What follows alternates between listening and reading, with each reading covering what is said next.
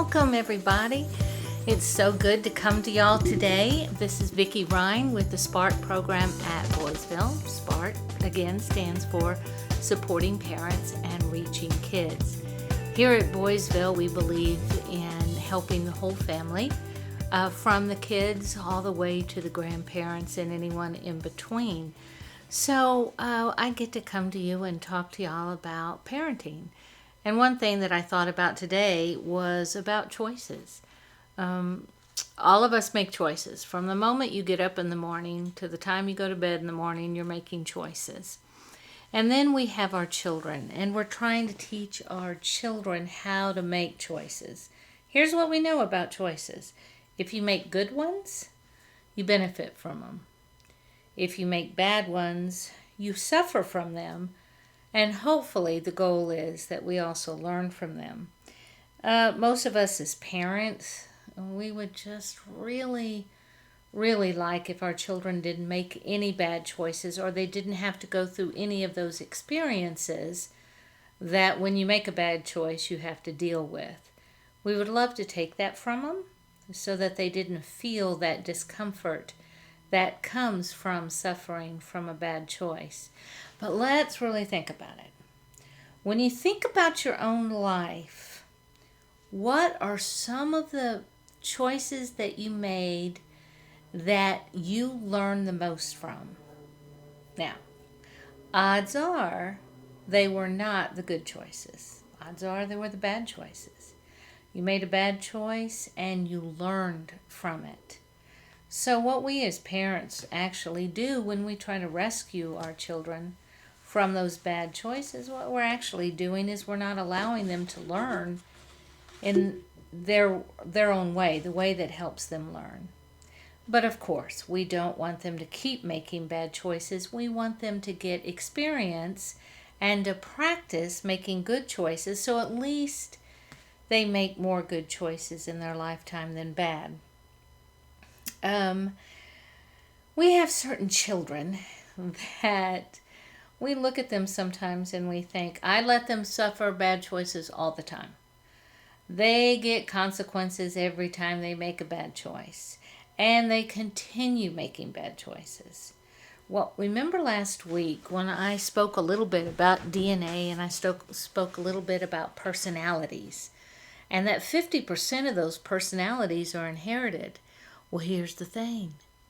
When you have a kid that doesn't make good choices over and over and over and over again, what you might be looking at is a kid that's extremely strong-willed. Now, this is what we know about strong-willed children. Number one, you're looking at the queen of strong-willed children right now.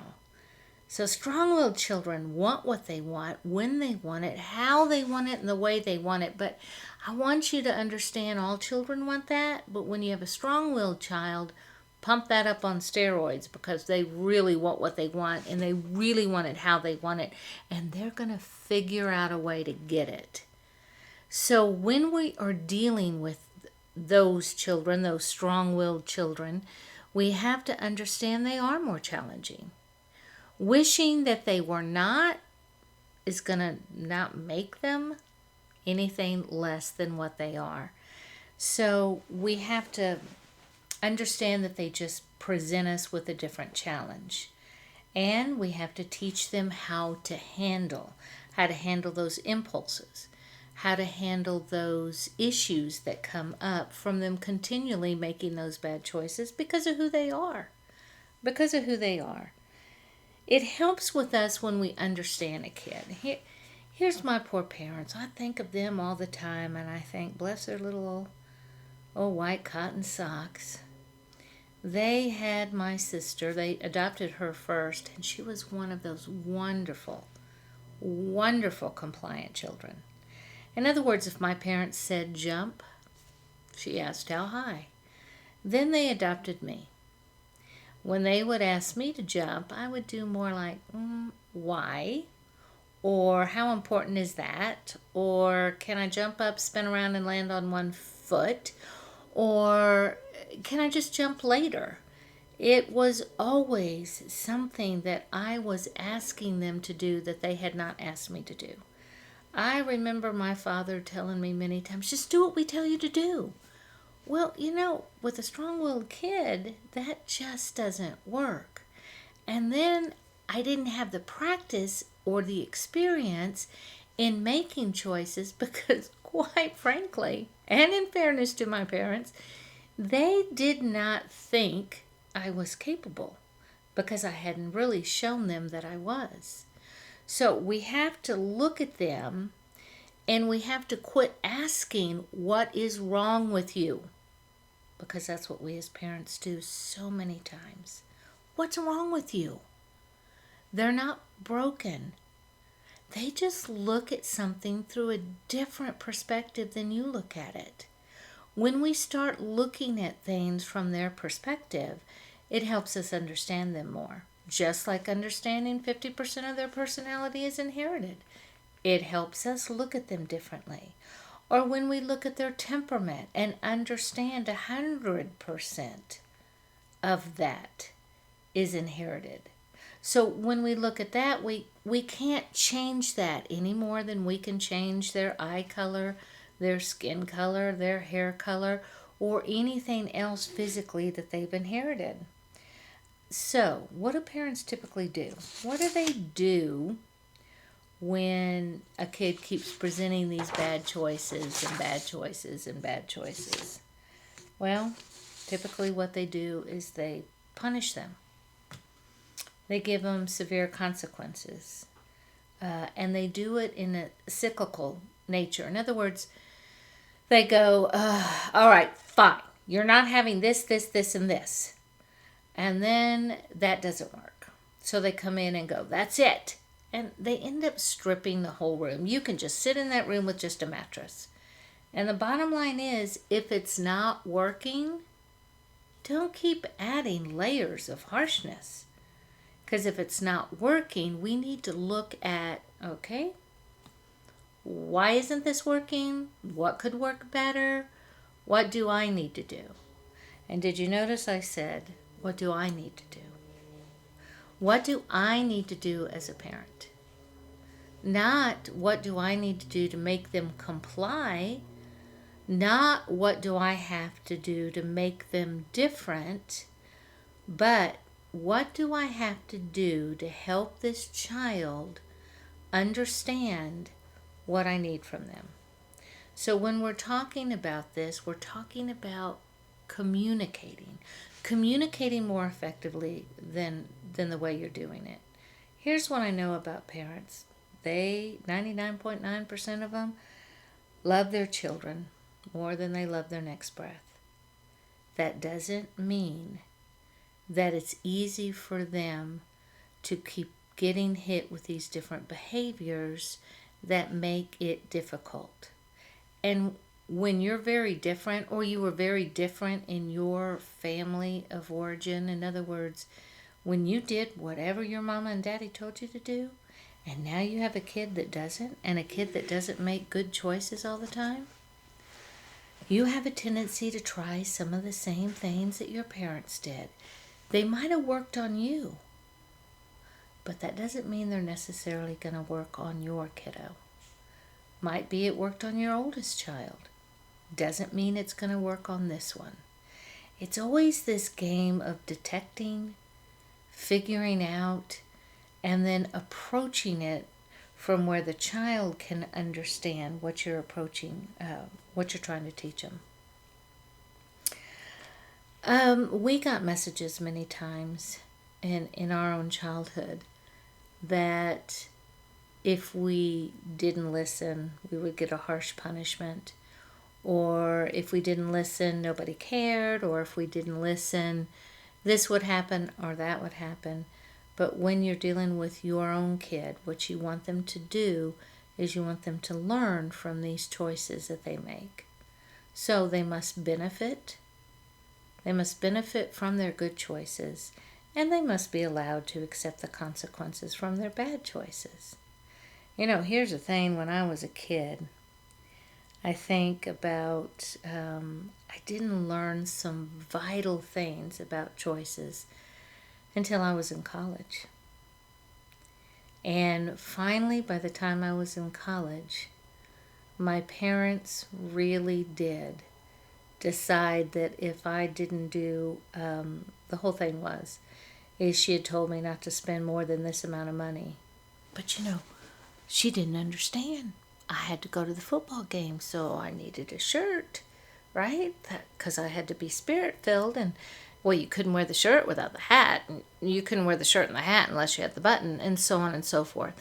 And then I had to have the coffee mug because, I'd started drinking coffee because I was a big girl now, so I had started doing that. I just was buying, and my mother had said, if you continue to buy and you continue to spend the money that we give you and it's not on school, we will not give you any more money. Well, here's the thing with the strong-willed child. They'd said that before. So because they'd said that before, or something to that effect, I didn't think they really meant it. What they said is, if you continue to do that, then you're going to be paying for your own college. Well, guess what? Somebody had to start paying for her own college. Because they had made the mistake all the way from the time I was little, all the way through high school, just to give in because I was such a pest and so manipulative. And that's what we run the risk of when we don't recognize where our children are coming from and we don't help them learn how to make good choices.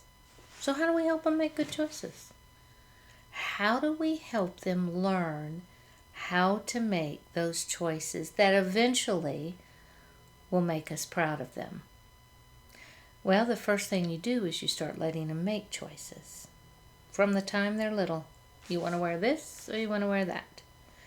And then when they go, I don't want to wear either one of those, then we have to go, okay, then I think you're asking for a compromise. Is that what you're asking for?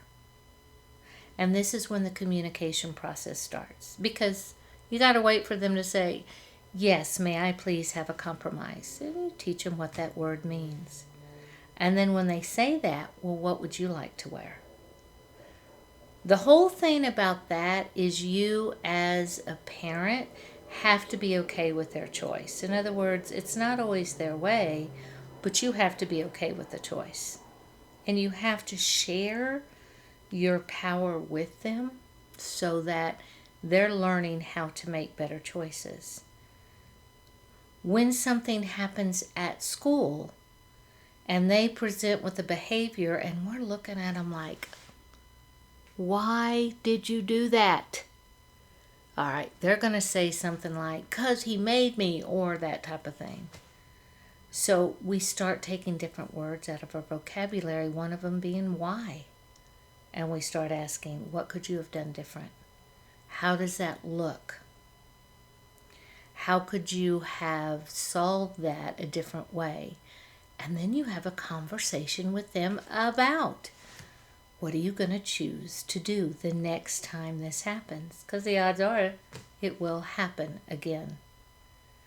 Choices are something that is so important to teach our children that we need to start from the time that they're little, 2.5, 3, and go forward so that they're confident in their decision making. And you helping them and learning how to communicate with them about that ultimately leads y'all into this wonderful connective behavior and relationship that y'all have together. So one day, when they're 26, 30 years old, you look at them and you go, I am so proud of this person that they've become. And I didn't realize that many years ago, I gave birth to one of my very best friends. Remember, you have the power. You have the power to write the story for your family. Think about that. Think about what that story, what you want it to look at like. Think about, how can I make my story really sing and be more effective? How can I make my family story strong and healthy? You're the author. So I'm thinking about y'all. Till next time, reach out. Let us know how you like the podcast. And until then, we will see you next time. Thank you for joining us. Bye.